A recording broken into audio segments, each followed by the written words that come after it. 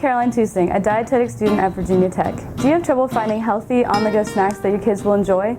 Homemade snack mixes are a great option to pack in a backpack, lunchbox, or sports bag for after-school activities or the drive home.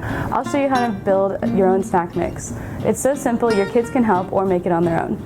Step 1, choose a base. Choose a whole grain cereal that's easy to eat with your hands, like square or O-shaped, rather than flakes. I'm using 4 cups of square whole grain rice cereal for my base.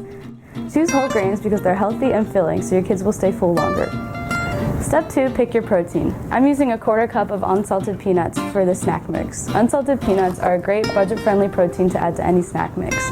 Use any type of nuts such as almonds or pecans. If nut allergies are a concern, a great substitute would be pumpkin seeds or sunflower seeds.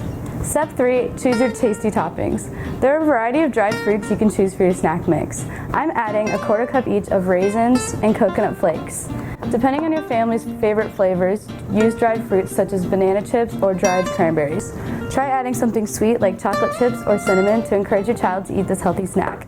For a savory flavor, add garlic powder or whole grain pretzels for extra crunch.